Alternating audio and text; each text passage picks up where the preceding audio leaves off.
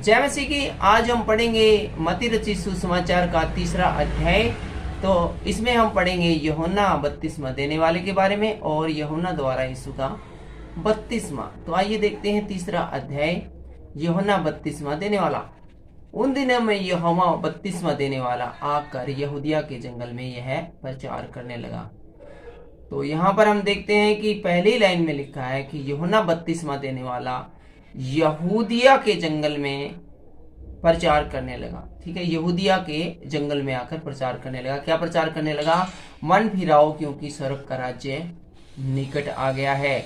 यह वही है जिसकी चर्चा यशायाह भविष्यवक्ता के द्वारा की गई थी। जंगल में एक पुकारने वाला का शब्द हो रहा है कि प्रभु का मार्ग तैयार करो क्योंकि उसकी सड़कें सीधी करो। तो हम देखते हैं कि यूहन्ना बपतिस्मा देने वाले के बारे में यशायाह भविष्यवक्ता ने बहुत पहले से ही बता दिया था कि यीशु से ठीक पहले एक यूहन्ना नाम का व्यक्ति जंगलों में प्रचार करेगा और प्रभु के नाम का वचन है वो लोगों को बताएगा और बपतिस्मा देगा। चौथी लाइन में लिखा है यूहन्ना के बारे में, वह यूहन्ना ऊंट के रोम का वस्त्र पहने था और अपनी कमर में चमड़े का कटिबंध बांधे हुए था। तो यूहन्ना है जो ऊंट होते हैं उसके बालों का कपड़ा है वो पहने हुए था और साथ में अपनी कमर के अंदर एक चमड़े का बना हुआ पट्टा भी कसे हुए था और उसका भोजन में टिड्डियाँ और वन मधु था।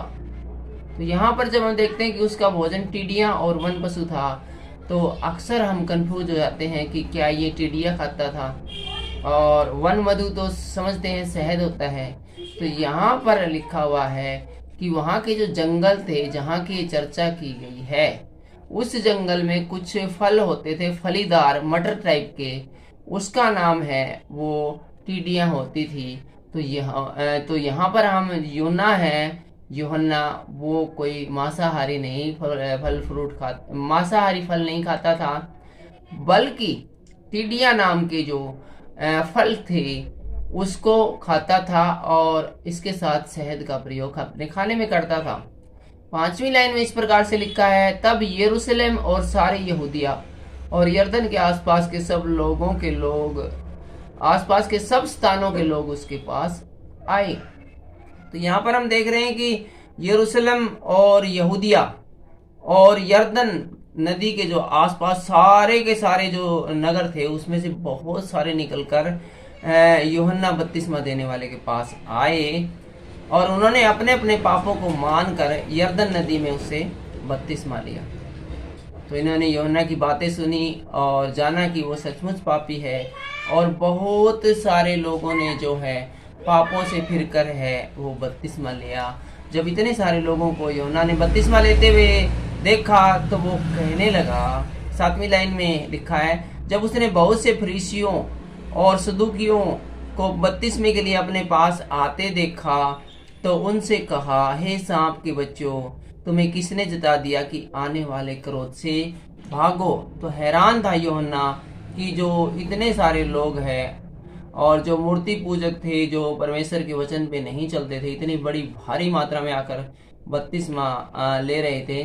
तो उन्होंने लोगों को डांटा और कहा कि तुम्हें किसी ने चेता दिया कि आने वाले जो संकट है, आने वाले जो पृथ्वी के ऊपर जब यीशु मसीह की दूसरी आमद होगी तो उस समय जो नरक की आग में ऐसे लोग जो परमेश्वर के साथ नहीं चलते उन्हें डाला जाएगा। तो तुम्हें ये इसके बारे में इतनी सारी बातें कैसे पता चल गई और तुम सब डर भी गए हो और परमेश्वर के नाम का बपतिस्मा ले रहे हो। आठवीं लाइन में लिखा है, इसलिए मन फिराओ के हो गया फल लाओ।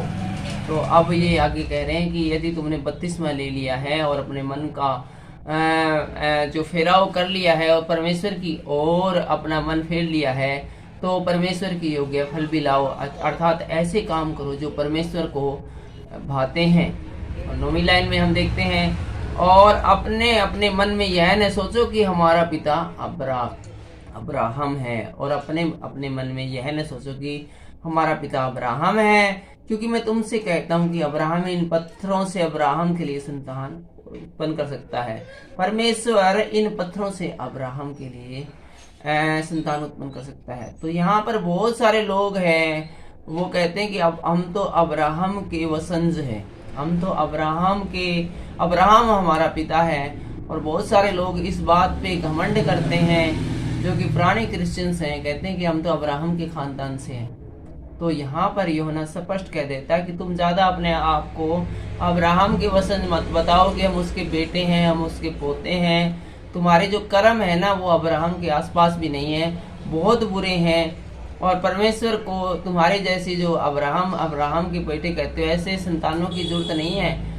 परमेश्वर चाहे तो ये जो सामने पत्थर पड़े हैं, ये जो पहाड़ पड़ा है, इनसे भी इतना शक्तिशाली है परमेश्वर की अब्राहम के लिए संतान उत्पन्न कर सकता है। वो इतना महान परमेश्वर की इन पत्थरों को बोले कि तुम अब्राहम के संतान हो जाओ, तो ये पत्थर भी अब्राहम के बेटे और बेटे बेटियां हो जाएंगे। और तुम ज्यादा अब्राहम के को अपना पिता बताकर अपने पापों से बचने की कोशिश मत करो, और अपने आप को ज्यादा ज्ञानवान मत दिखाओ कि तुम्हें क्या पता मसीहत क्या होती है या परमेश्वर का वचन क्या होता है। हमें पता है क्योंकि हम अब्राहम के वंशज है। तो सिर्फ अब्राहम के वंशज होना इस बात की गारंटी नहीं है कि वे स्वर्ग में डाले जाएंगे। स्वर्ग में सिर्फ वही लोग जाएंगे जिनके कर्म वर्तमान में परमेश्वर जैसा चाहता है वैसे हैं। 10वीं लाइन में हम देखते हैं, अब कुल्हाड़ा पेड़ों की जड़ पर रखा हुआ है, इसलिए जो जो पेड़ अच्छा फल नहीं लाता वह काटा और आग में झोंका जाता है। मैं तो तुम्हें पानी से मन फिराव का बपतिस्मा देता हूँ, परंतु जो मेरे बाद आने वाला है वह मुझसे शक्तिशाली है, मैं उसकी जूते उठाने की भी योग्य नहीं। वह तुम्हें पवित्र आत्मा और आग से बपतिस्मा देगा। तो यहाँ पर है यूहन्ना है वो स्पष्ट रूप से कह देता है 10वीं लाइन में कि अब बिल्कुल टाइम आ चुका है, फैसले की घड़ी आ चुका है। और जो कुल्हाड़ा है वो पेड़ के बिल्कुल ऊपर रखा जा चुका है, और जो पेड़ अच्छा फल नहीं लाएगा उसे आग में झोंका जाएगा। और यहाँ पर यीशु मसीह के बारे में यूहन्ना बताते हैं कि मैं तो तुम्हें पानी से बपतिस्मा दे रहा हूँ, लेकिन मेरे बाद मेरे पीछे पीछे एक आ रहा है जो कि बहुत शक्तिशाली है और इतना पवित्र है कि मैं तो उसके जूते उठाने के भी लायक नहीं। मैं तो तुम्हें पानी से बपतिस्मा देता हूँ, परंतु यीशु मसीह तुम्हें आग और पवित्र आत्मा से बपतिस्मा देगा। 12वीं लाइन के ऊपर हम जाते हैं तो देखते हैं लिखा है, उसका सूप उसके हाथ में है और वह अपना खलिहान अच्छी रीति से साफ करेगा। उसका सूप उसके हाथ में है और अपना खलिहान अच्छी रीति से, सूप मतलब छाछ। एक किसान का आपने छाछ देखा हुआ, उसमें दाने डालकर वो ऐसे ऊपर से गिराता है तो हवा चलती है तो धूल मिट्टी है उड़ जाती है और अच्छा अच्छा अनाज नीचे गिर जाता है। तो वहीं लिखा है कि यीशु मसीह के हाथ में उसका छाछ है और वो जो उसका जो खलिहान है उसको अच्छी रीति से साफ करेगा। खलिहान माने हम लोग हैं, जो यानी न्याय है, न्याय का तराजू परमेश्वर के हाथ में है और वो अच्छी तरह से जांचेगा, परखेगा और न्याय करेगा। और जो लोग न्याय में सही नहीं ठहरते हैं वो सचमुच है वो शैतान के हाथ में सौंपे जाएंगे। और अपने गेहूं को तो खत्ते में इकट्ठा करेगा परंतु भूसी को उस आग में जो बुझने की नहीं है जलाएगा। तो यहाँ पर स्पष्ट रूप से बता दिया गया है कि जो लोग अच्छे कर्म नहीं करते हैं वो नरक की आग में डाले जाएंगे, लेकिन जो अच्छे लोग हैं जो परमेश्वर के वचनों पर चलते हैं उनको स्वर्ग के राज्य की टिकट दी जाएगी, उनका नाम जीवन की पुस्तक में लिखा जाएगा। और तीसरे अध्याय में हम लास्ट में पढ़ते हैं यूहन्ना द्वारा यीशु का बपतिस्मा।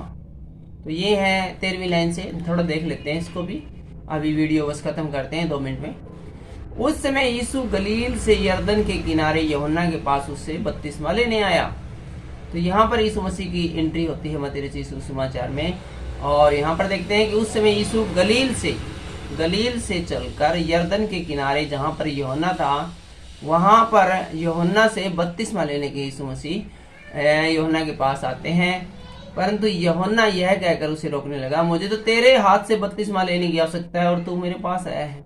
तो जब यीशु मसीह को अपने सामने देखता है यूहन्ना और देखता है इतना पावरफुल, इतना पवित्र आदमी मेरे सामने खड़ा और मुझसे कह रहा है कि मुझे बपतिस्मा दे, तो वो हाथ जोड़कर कहता है कि प्रभु ये क्या कर रहे हो, मुझे आपसे बपतिस्मा लेने की जरूरत है। मैं पापी इंसान हूँ, आप परमेश्वर के बेटे हो, मैं आपको कैसे बपतिस्मा दे सकता हूँ। परंतु 15वीं लाइन में यीशु मसीह क्या कहते हैं? यीशु ने उसको यह कहकर उत्तर दिया, अब तो ऐसा ही होने दे, क्योंकि हमें इसी रीति से सब धार्मिकता को पूरा करना उचित है। लेकिन यीशु मसीह ने उसको समझाया कि नहीं नहीं, इसी प्रकार से होने दे, ये जरूरी है और ये ठहराया गया है। तब उसने उसकी बात मान ली। तब यूहन्ना ने यीशु मसीह की बात को मान लिया और यीशु बपतिस्मा लेकर तुरंत पानी से ऊपर आया और देखो उसके लिए आकाश खुल गया और उसने परमेश्वर की आत्मा को कबूतर के समान उतरते और अपने ऊपर आते हुए देखा। तो पहला चमत्कार जो हुआ था वो ये हुआ था कि यीशु मसीह ने जैसे ही डुबकी लगाई और बाहर आया तो आसमान खुल गया और आसमान से कबूतर के समान एक आत्मा है वो उतरी और सबको दिखाई दी। और देखो यह आकाशवाणी हुई और आकाश खुल गया। तब ये भविष्यवाणी भी हुई, यह मेरा प्रिय पुत्र है जिससे मैं अत्यंत प्रसन्न हूँ। तो यहाँ पर जब बपतिस्मा लिया यीशु मसीह ने तो आकाशवाणी भी हुई, परमेश्वर की आवाज है वो चारों ओर सुनाई दी कि यह मेरा प्रिय पुत्र है और जिससे मैं अत्यंत प्रसन्न हूँ, बहुत खुश हूँ।